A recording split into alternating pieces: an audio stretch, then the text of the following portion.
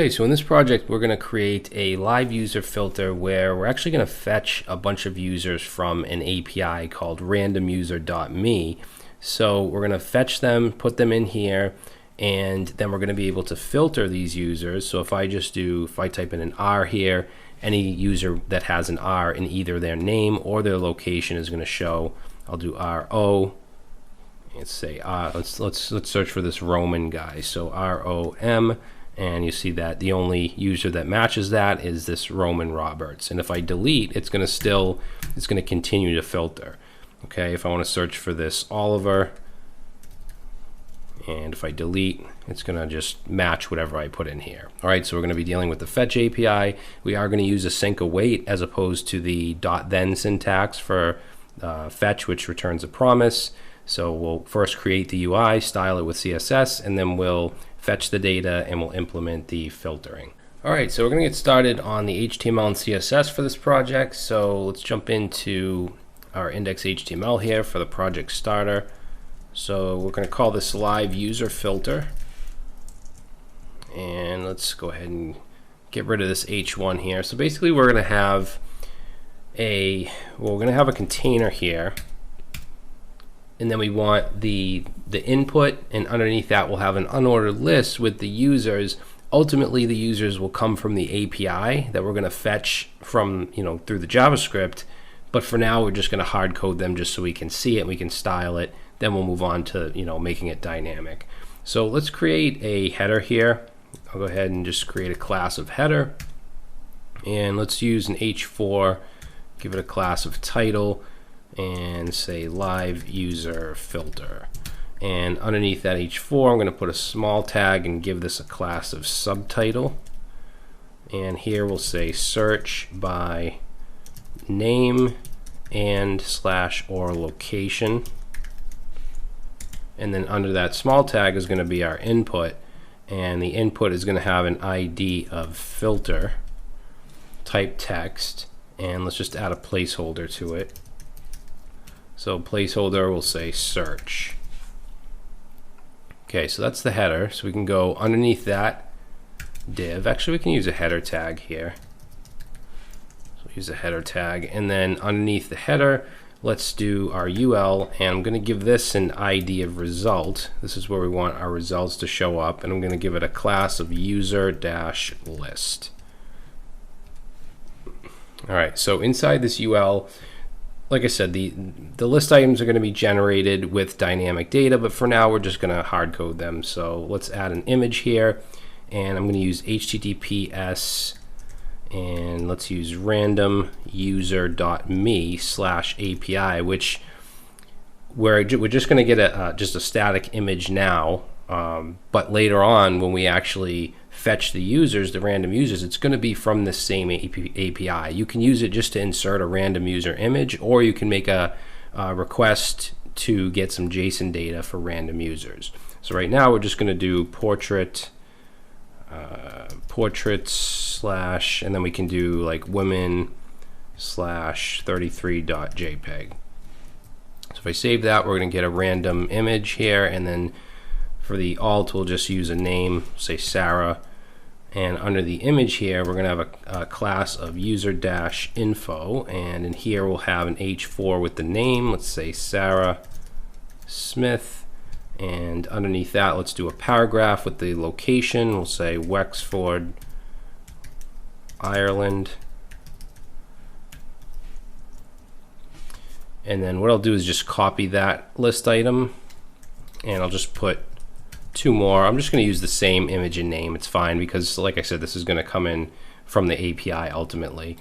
We also want an li that just says loading while we're fetching the data, so I'm going to put that in as well. So it'll just be a list item with an h3 that says loading ...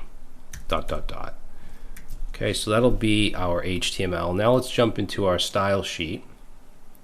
So for the styling, let's see, we'll use this font. For the body, I'm going to add a background color of hexadecimal F8, F9, FD, and see, display flex. We can get rid of the flex direction column.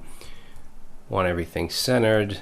Okay, that's good. Now the container wraps around everything. So for that, let's add a border radius of 5 pixels, and I'm going to add a box shadow. So for the box shadow, let's do 3 pixels for both of the offsets, 10 pixels, blur RGBA for the color, which is going to be black, and then 0.3 for the transparency. Actually, let's do 0.2. And why aren't we seeing that? Because I spelled container wrong. There we go. So now you can see the border radius with the box shadow. Let's also add overflow hidden, just so we don't have any scroll bars. The width, I'm going to set that to 300 pixels. Okay, so that should do it for the container. So the title here, let's remove any margin from that. So margin 0. And then for the subtitle, oops, let's go under here and add the subtitle. And I want to display that as an inline block, because remember that's a small tag, which by default is inline. And then I'm going to add a margin of 5 pixels, 0, 20 pixels. And I'm going to add an opacity of 0.8, which will make it, give it, fade it a little bit. And let's see, for the header, so we have a class of header. Let's add a background color for that, and that's going to be 3E57dB for that background. And then the color will be white. And then let's add padding for, let's do 30 pixels top and bottom, 20 pixels left and right. Okay, so our header is starting to look a little better. Now the input, we want to style that. So let's say the header input. I want to set the background color to an RGBA value of 0, 0, 0, so black, and then 0.3. So it just looks, has that kind of transparent look.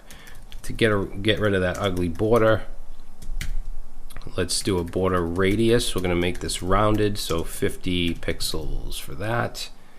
And the color of the text is going to be white. And let's set the font size. So font size I'm going to set to 14 pixels. This is on the input. And then we're going to set the padding. Let's do 10 top and bottom, 15 left and right. And then let's make it go all the way across, so we'll set the width to 100%. All right. And I also want to get rid of this border here, so let's say header input focus. We want to set the outline to, let's do none. Okay, so that'll get rid of that ugly outline. Good. So the next thing I want to do is this user list here. So it's a UL and it has the class of user-list. And let's set the background color to white. And let's set the list style. We'll do list style type none, which will get rid of the bullet points. We don't want those. And then I'm going to remove any margin. And let's set a max height here of 400 pixels, because we don't want this to be too long. We're actually going to have a little scroll here, if to check out all the users in the list. And then let's do an overflow, because right now we won't have any scroll bars, but if we set overflow Y, so basically on the Y axis, let's set that to auto. And if we need scroll bars, it's going to give us this little scroll bar on the side, which doesn't look too bad. And then finally, let's set padding to 0 as well. And I'm just going to move that up next to the margin. All right, so now the list items. So we have our user list, and we want to style the LIs. I'm going to display as a flex box. And let's set padding to 20 pixels. Okay, now let's see.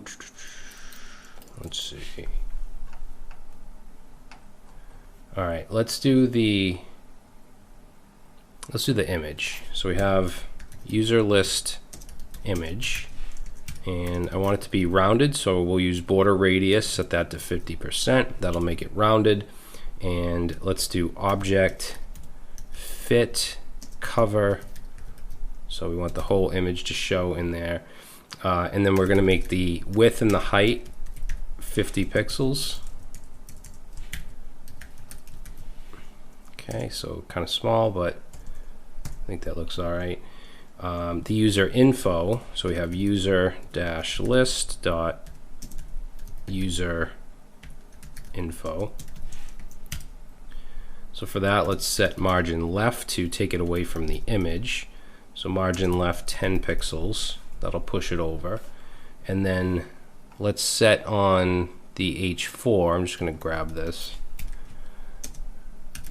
So the H4 in there, I'm going to set margin 0010 pixels. And for the paragraph, let's just set the font size to 12 pixels. We'll make that a little smaller. All right, so that doesn't look too bad. Let's have a border. We want a border in between, but we don't want a border on the last list item. So what we can do is say user list and then the li, and I'm going to use the pseudo selector of not, and in here we'll use the pseudo of last of type. So basically what we're saying here is, you know, any list item that is not the last. Then we want to add a border bottom. So let's say border dash bottom, and we'll set that to 1 pixel solid, and let's do triple E for the color. Okay, so we have a slight border there. Now we're going to have a class of hide, because when we start to filter these users, if it matches, we want to add the class of hide, which will basically display none. So let's say user list li, and if it has a class of hide, then we're going to want to display none. Okay, so if I manually come over here and put on one of these LIs a class of hide, that's going to get rid of it. Okay, but obviously that will be dynamic because we want to filter it out with whatever we type here. So I think we should be good. The loading, the loading will show before any of these users show. Right now we just hard coded it in here just so we could see. So now I'm just going to remove everything, all these LIs except for the loading. So we'll get rid of those now that we know that those are styled correctly, and save. Okay, so basically our UI here is complete. We just now need to make it function with JavaScript, so we'll do that in the next video. Okay, so now we want to fetch some data, some users from a third-party API at randomuser.me. So this API is pretty simple. It's open, so you don't need any kind of key or anything like that. You don't need to sign up for anything. You simply make a request to randomuser.me/API, and you get, I think you get one user by default, but you can set a query param of results and get as many as you want. So we can actually I can show you this in the browser. I'm just going to copy this. So randomuser/API, if I run that, it gives me, let's see, yeah, it looks like it gives me one user. But if I put on this a query string, so if I do question mark and then results and set that, let's set that to 20, you'll see it gives me 20 users. And it gives you all kinds of fields. Your name, location with a full address, age, phone number, even password, username and password. So it's a really useful API for just like dummy data. So that's what we're going to use. So let's close that up, go into our script, and I'm going to start off here by just bringing in what I need. So let's bring in the result. Let's see, so in our index.html we have this right here, the UL with the ID of result. So we want to bring that in. So document dot, I'll go ahead and use get element by ID and result. And then we also want our filter, which is our input. So that has an ID of filter, or at least it should. Let's just make sure I've put that. Yeah, so ID of filter right here. Okay, so we're bringing in those, and the next thing I want to do is just initialize an array here called list items, and it's going to be just an empty array. So basically where we're going to put the data that we fetch. And let's create a function, and this is going to be asynchronous because I'm going to use async await. I'm not going to use the dot then syntax. So I'll say async function, and we'll call this get data. And let's say const res. So this is going to represent the response from our fetch request. Now this fetch returns a promise, so we want to await since we're using async await. And we want to await fetch. And let's pass in here https random user.me/API, and I'm going to get 50. So we'll do, let's say results equals 50. Okay, now with the fetch API, we need to then call res.json to get our data. So let's create a variable called data, and let's await, because this right here, this res, that's going to be, this res.json here is going to be a promise, so we want to await that. And then that should give us our data, and I'll go ahead and just console log data just so we can test this out. And we're going to run this function right here, just say get data. And then if we go over here and open up our console, we should see, okay, so we get an object with two things. We have info, and this has, like, I guess pagination and stuff like that, the number of results, the page. So results is what we want, and this should have 50 different users. All right, so let's go down here. Let's get rid of this console log here. And I want to clear the results before we do anything. So we'll say results and set the inner HTML, results dot inner HTML, set that to just an empty string. And then we're going to have to loop through the data here. Actually, you know what we can do, since we need to do data dot results, because remember this gets an object with info and results. So we could go down here and say data dot results, or we can just destructure here, so we can just pull out results from the data. Actually, yeah, that's fine because we called this results singular, so we can use results here. And then we can just grab that and we can loop through that. So for each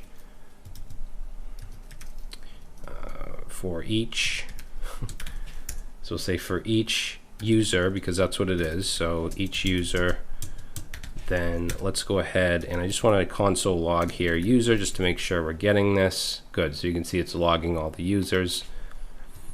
And let's construct an LI, because right now in our HTML we just have, we have the UL, we do have the loading here which is going to show initially, but we want to construct the list item that are going to have the users. So let's do that in this for each. We'll say const li, and let's use document dot create element, because we want to create a list item for each of these users. And then we want to take our list items array, which starts off as an empty array, and then we want to push on each of the LIs. Okay, so I'm going to push that on, and then we'll take the li and add the inner HTML. So this is going to be, similar to the hard-coded HTML that we had for each user. It'll have the image and stuff like that, which we can get from this user object that's passed in to this for each when we loop through the array. So in here, let's say image and set the source, and we want to set this to, we're going to use this variable syntax, and let's take the user. Now we can access user.picture, and then there's different sizes. I'm going to do large, So user picture large. And you can see all this stuff if you make a request, either in your browser or with something like Postman or whatever. The alt, I'm going to use the user's first name. So we have user.name.first. And if you're wondering, where I get this name.first and stuff on this picture.large, every API is different. You just have to, you can look at the documentation to see what it gives you. Actually, we can see right down here where I logged it. Let's see, so you can see name. So name is actually an object with first, last, and title. So I'm getting the first. Picture should be in here somewhere too. So picture, we have large, medium, thumbnail. So it just depends on the API. I know when I first started learning this stuff, it confused me. Like, where did you get this from? It depends on the data that's being sent from the API. Same thing with, here where we get results. Some APIs, the data might just come as a, one array or a single array, or it might come in different objects like a results object. This one also had an info object. So it just depends on the data you're dealing with. So this image here, let's finish this up. And then we have under the image, we have a div.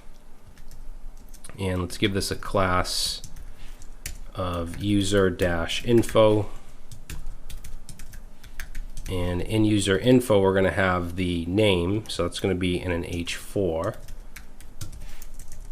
And that's going to be the first and last name. So let's go ahead and get the user.name.first and then a space. And then we'll get user.name.last. And then underneath that, we'll have our paragraph. And this is going to be the location. So with this particular API and the data it gives us, we have access to user.location.city, and then I'm going to put a comma, and then I want to get the country. So user.location.country. Okay, and you can see that right down here. So in location, you have city, you even have coordinates, so you could place them on a map. I mean, you can do a lot with this little API.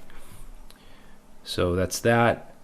Now we have the list item created. We added it to the array. We added the inner HTML. Now we just need to put it into the result, into the HTML. So we have that result that we pulled in. That's the UL. We want to append child because we're putting this LI into the UL. So we want to just pass LI in there. All right. So if I save that, you can see here, now we're getting 50, I'm going to close this up, we're getting 50 different users. Now the loading shouldn't be showing, and that's because it should be clear result. So I'm not clearing the results, the data I got, it's the result UL that I brought in. So let's save that, and now you can see that's not going to show. Now for the filtering, we need to have an event listener when we type in this input. So let's go right under where we call get data initially, and let's take the filter, which is the input, and let's add an event listener onto it. And we want to listen for any input, and when that happens, we're going to fire off an event that's going to call a function. We're going to pass our event object in, and then call a function called filter data that we're going to create. And we just want to pass in e, so our event.target.value, which is going to give us whatever is being typed in. So down here, let's create our function for filter data, and that's going to take in, let's call search term, so whatever is being typed in. And just to show you, we can console log search term, and if we open our console up here and I start to type, you can see we can capture whatever we're typing. So I'm going to then take the list items, which is the the array of users, and loop through. So we'll say for each, call this item. So for each item, I want to check. So we want to basically check to see if it matches the user. So we can do that by taking the item, say if the item dot inner text. So inner text for the item. Remember, list items is the LI, so we're gonna go through the LIs and check each item and check the inner text. And I'm going to make it lowercase by using 2 lowercase like that, because even if we type in uppercase, I still want it to match. So we'll first convert it to lowercase, and then we're going to use the includes method. So we'll say if the inner text, when it's lowercase, or not when, but we're going to convert it to lowercase, if that includes the search term that's passed into this function, and we also want to make that lowercase, so they're both going to be lowercase, we're going to match that. If it matches, then we want to remove any class of hide. Remember, the hide class is just set to display none, right? This right here. So we want to just take the item and set class list dot remove, and we want to remove any class of hide. Else, so if it doesn't match, basically, if we're not matching what we type in, then we want to add the class of hide. So let's say item dot class list dot add, and then we want to add the class of hide. Okay, so now you can see we have, let's see, Roger right here. If I do R, so now it's going to filter anything that has an R is going to be included here. And this includes anything that's in here, so the name and location. So you can see these all have R's somewhere in here, right? Let's do RO, and now it's only giving us either names or locations with RO. G, and that leaves us with Roger. All right, if I do, Roger, and then I start typing more letters, it's not going to match. And if I remove, it's going to, if this, if it matches again, it's going to remove the class of hide. So it's just adding and removing that hide class as we type and as we delete. All right, so that's it. And you could apply this to any kind of list that you want to be able to search through. It's really easy to put together. But that's it. Let's go ahead and move on to the next project.